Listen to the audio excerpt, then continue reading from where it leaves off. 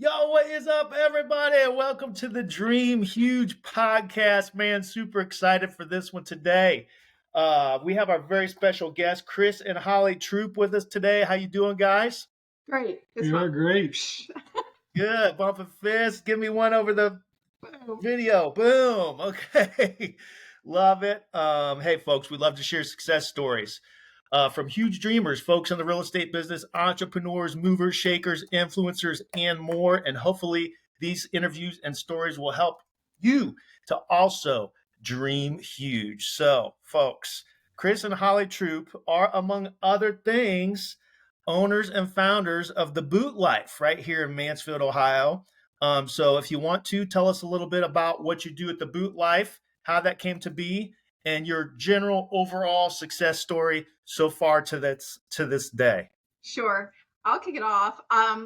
We will celebrate 10 years in business on October 8th. And so we are acutely aware of that statistic. We know that 50% of businesses fail by year 5 as a startup. And then another 50% that make it to year 5 tend to fail by year 10. And so we are celebrating that huge win, that dream huge win. We sure are. We started and looked around and said, there really wasn't a good place to find good leather boots, work boots, Western boots, lifestyle boots in our community. And Chris is a journeyman toolmaker originally by trade. And we looked around and said, someone should really start a store. And that ended up being us. Very good. I still remember when we were talking about starting the store, it truly was Holly's dream. And as she was talking about it, we're trying to come up with a name and we're pulling, different, names, trying to put them together. And we were on the way to Columbus to get a dinner and we're talking and she says, what about The Boot Life? I'm like, oh, that's the one. So truly Holly's vision, she was the driving force behind it. But myself being a tool and die guy, standing 10 hours a day, 5-6 days a week, boots were super important to me on my boot life, doing what I do. And, as far as being a machinist. So it was just a big deal for us to have quality footwear in the community and support our employers. Yes. I feel like The Boot Life is much more than a store. It's a mentality. You're right. So you're dipping into our brand house. So we say we show up, right? If you live the boot life, you show up. And we are good neighbors and we get the job done. We quote Jesse Itzler a lot in our house personally, and even to our team. We don't quit when we're tired. We quit when we're done. And so we are very disciplined at the Boot Life around those kind of actions that we take. We have targets. But you started by saying entrepreneurship. And we were in our middle-class family. And Chris came to me as a husband and said, Holly, what are we doing wrong? Right? We were frustrated at where we were. I went to college, great grades. We're incredible hard workers. We have great work ethic. We were doing all the things and we still struggled. And we kept saying, man, and this was long before he was president, but I would say, what's the difference between the Trumps and the Troupes, right? What's the difference? We didn't really see a difference. And Chris came to me and said, we do not have financial literacy. And he started bringing me books and he'd say, here's a book, read this, let's talk about it. Here's a book, read it, let's talk about it.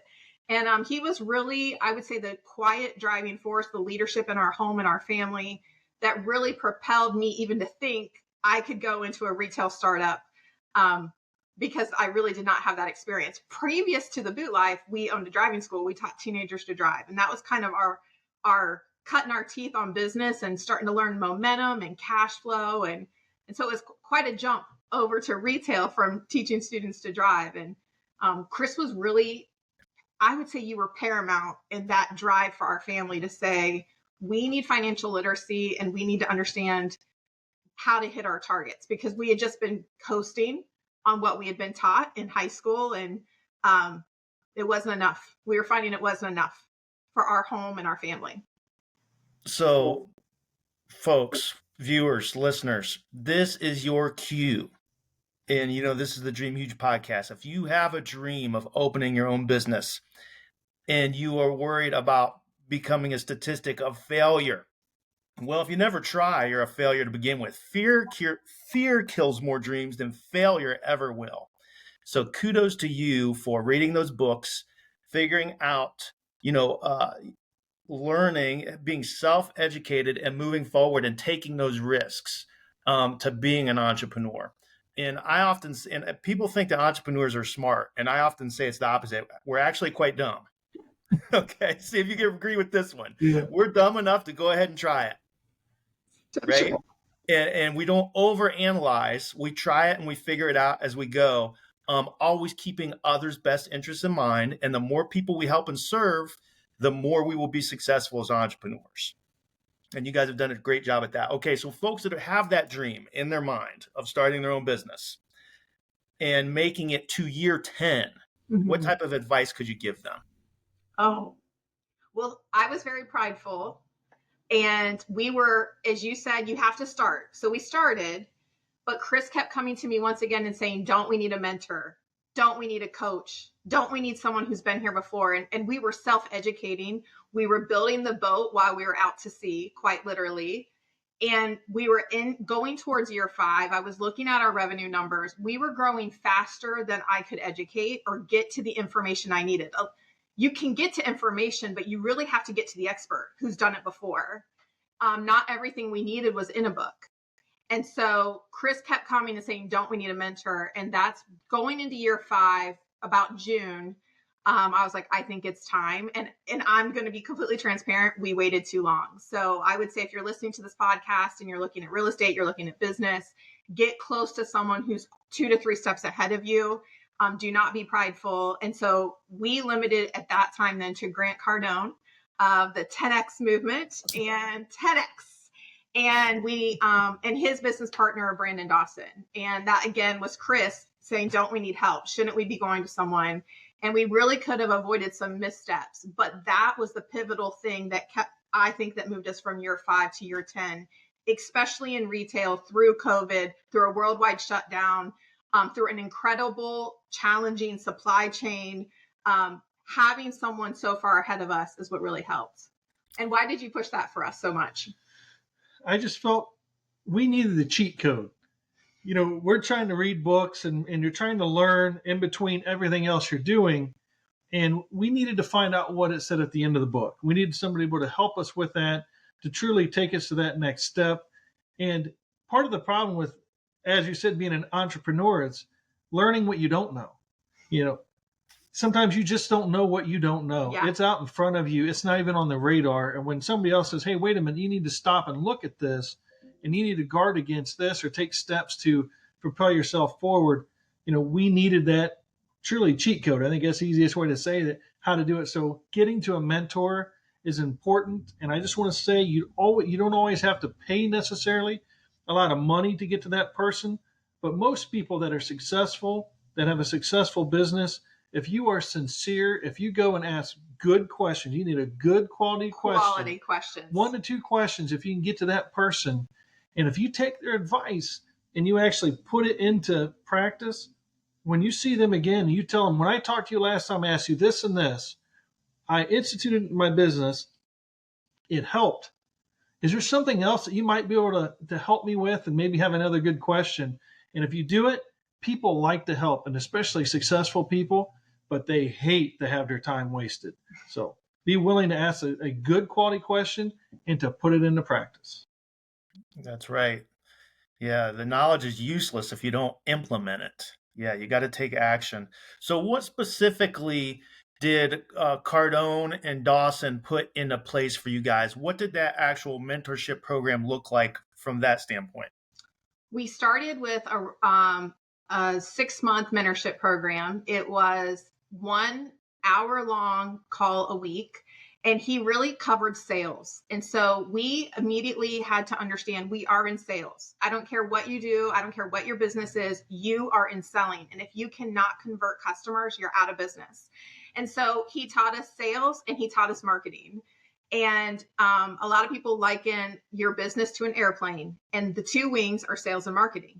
And so would you fly an airplane with 1 wing? No. And so those first 9 months were really about sales and marketing and understanding them, putting process around those two items in our company, not just so we would understand it and we could communicate it to our team, but then our team could then be duplicated. They weren't having to run back to Chris or Holly and say, can I do this? Should I do that?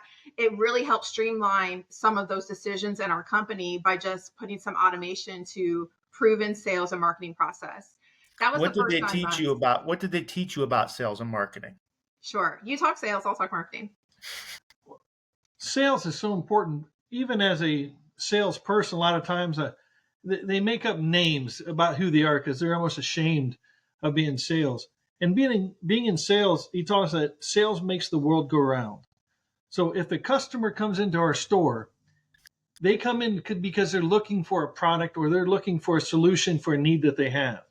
If I fail to sell them the product that will help them find that solution, or in a boot situation, to make their day better tomorrow because their feet hurt, if I don't get them into the right product, the right solution, I failed them. So we have to be able to have the right questions, to understand the product, and to be able to take care of that customer in such a way that I can finally, bring it full circle. I sell them that product and then get them out the door happy, knowing that they're satisfied in what they receive. So it's important. Sales is important, not just to say, hey, the stuff's on the shelf, good luck, but to actually service that person and to help them on the journey and to make sure that we can complete, their transaction. With regard to marketing is before sales. Marketing, so in business, you have flow, conversion, retention. It's a circle. So flow is pushing customers into your flywheel. Conversion is we actually converted them into service, into sales, and took care of their need. Retention is how often do they come back? Are they coming back? Yeah, you might have sold, but did they have a terrible experience? Was there too many obstacles between them and us doing business? Have I reduced that? So we want flow, conversion, retention. Well, marketing is going to come into play on retention because we have to keep getting in front of them. And flow is, are we pulling new customers in? And there is a saying that Grant has that is, if they don't flow you, if they don't know you, if they don't know you, they won't flow you. And you have to be top of mind. And that is your marketing initiatives. That's promote. And so Brandon taught us that there's reasons you promote. And number one, you promote for yourself and your own belief lid. Why am I here? What am I trying to accomplish? Who am I trying to serve? For me. Secondly, we promote for our families. Why are we doing this? Why are we on this journey? Why? Not the what. Why? Number three, we promote for our team because we're in this together and we're charging a mountain. So we promote for our team. We promote for our competitors. I want my competitors to know Boot Boss Holly exists, the Boot Life exists, and we will eat your lunch if you don't let them see me. And so we love customers and that's going to outshine. And so we want to promote for our competitors. We want them to know we're here. And lastly, we promote for our customers. We want to attract good quality customers to us that we can have a relationship for many, many years. So understanding all those reasons of why we promote is really marketing in a nutshell. And so we came from a different generation. It felt very haughty to me. And Grant, we were on one of those early calls and he said, we're going to talk to Holly TROUPE from Mansfield, Ohio. And at the time, our son was younger. He's now our site manager, but he is a musician and he had just got a drum set and he is like laying down beats above my head as Grant Cardone on this international phone call calls me out. 1,700 people on the call. And I am sweating. And I was like hitting Chris under the table, like, can you please get him? I mean, my chandelier is moving. And he gave me some great marketing advice. So if you are an entrepreneur, if you have a business of your own, or if you're in real estate, you have to be recognizable. You have to stick out. You have to have a personal brand, not just your company. You can't ride on that. They have to know you. People do business with people they know and trust. And so he said, you need a name. He said, Holly, no one's going to know who you are. You need a name. And he was like, Boot Babe and Boot Chick. And I was, not going to work in a male-dominated field. Yeah, I'm in a male-dominated field that is not in alignment, I would say, with my personal values. And he said, boot boss. And I was like, okay, he's not asking me to do anything against my personal belief system, my personal ethics. And so here is a mentor who gave me 10 minutes of his time on a phone call and said, immediately, you have a problem, you need a name. So like Chris said, within 24 hours, I did what he told me to do. I tagged him in everything, and I changed all my social media handles to Boot Boss. It served me so well, so well. So I want to say right after that, about 2.5 months later, with this mentorship program, we also had tickets to the 2020 Growth Conference, and we were at the MGM Grand in Vegas. We're walking through the MGM Grand, huge place. I mean, it's just massive, and people are yelling "Boot Boss" across the, anywhere we went, we're hearing "Boot Boss, we love you, Boot Boss." We're going through. Hey, I'm Boot Boss's arm candy, as we're coming through. But as we're coming through, it made a difference. It was memorable. So you have to do something to stand out. People know Boot Boss all over the world, literally from Dubai to Brazil. So many people know because she was willing to listen, take the advice from a trusted mentor, and it served us well. Yeah. Man, that's sales and marketing. Awesome stuff right there. Sales and marketing promotion from Grant Cardone, one of the best ever to do it. We're preaching him a lot right now, but yeah, check out 10X if you haven't read it by Grant Cardone. It will change your game. It will change how you look at things. Like you said, we come into it a little bit, I think we're modest by nature. We don't want to be braggadocious. We don't want to put ourselves out there. We want to grow organically. We want to grow by word of mouth, but that's not how to do business. You need to put yourself out there, like you said, for yourself, for your family, for your team, for your competition. You need to put yourself out there. And Grant preaches omnipresence, and you need to stand out just like the Boot Boss. That's and the right. Boot Boss's arm candy. You need to stand out. Yeah. If they don't know you, they won't flow you. Those are great examples of, putting things into action once learning them. Great stuff. Okay, take us back just a minute. And we're up over 17 minutes already, but I want to go back to the actual start. Okay, because that's where most folks are. Okay. Did you get hooked up with one supplier and you had to place a minimum order? Did you have a space for rent? Were you selling out of the garage to start with? What did that look like? I love that question. Thank you for that. We had a business plan. So I did have a general business plan. It was probably on a napkin. I mean, we never are doing anything. We want to take action. So I would encourage anyone to have a plan and take action. So we had a plan, and that was that safety toe work boots were our bread and butter. And so we want to support employers who are needing to supply safety toe work boots, because no matter how good a boot you get, you need a new one.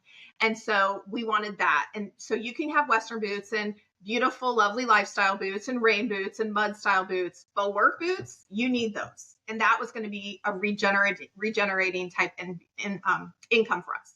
So that was our business plan. We chose a vendor, and that was Area International. We immediately said, if we're starting our business, our name is on it. And so we will only bring vendors in. They had to make the shelf. So we already had a really high level of confidence in who we were and leveraging our relationships in a community. And so we said, it has to meet that. And so we went to Area. It was a small order. We pitched them. They opened us with a credit line, and we were in business. But going back to sales, you have to sell yourself to one person. You're dealing with an international company, but you have to get one person to put their name on you. So it always starts and ends with sales. So it's so important to be able to know your goals, and you got to have a bigger belief that belief in yourself that even somebody else to be able to share that and almost impose that on another person. I will say too, that sounds so transactional, but Chris and I are very relationship driven people. And so we did not sell out of our garage. We couldn't have been approved if we had to have a brick and mortar location. And our first location was on 36 West 4th Street. And our landlord was Jim Oberlin. And many years before, I'd had a business relationship with him that I wouldn't be able to say due to confidentiality. Like I couldn't say that to him. I said, I think this is who it is. And as soon as he walked in to show us the space, he literally said, that's my Holly girl. He recognized me. And because we had a relationship, we were going head to head against someone else very established in our community for that same space. And he said, I'll pray about it.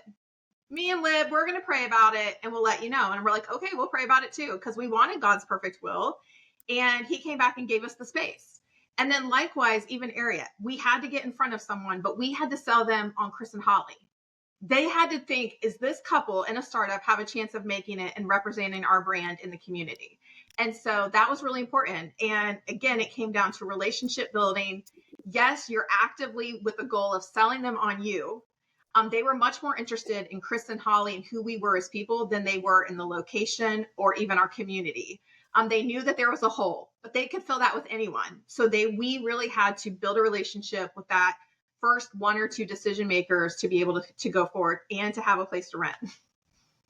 Fantastic. Sales make the world go round, and relationships make the sales go round. That's right.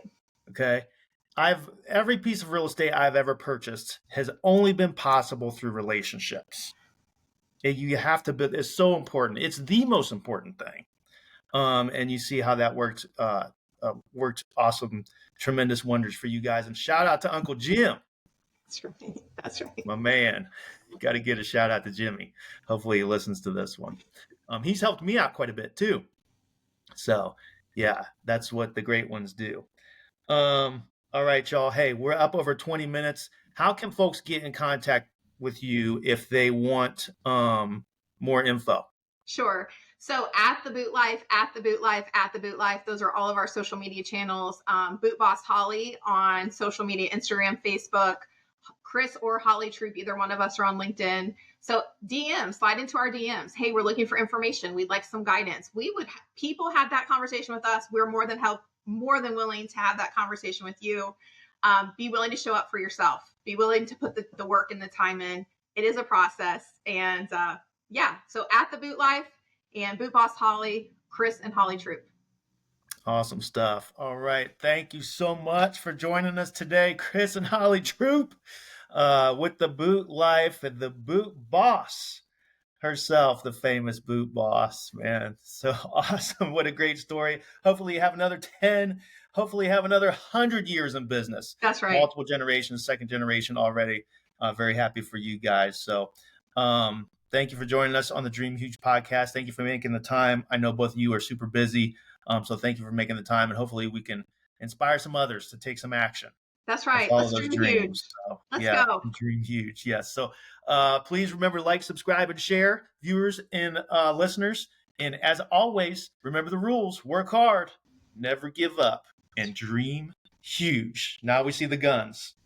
Throw them up there. Son. Thanks, guys. Appreciate y'all very much. Great story.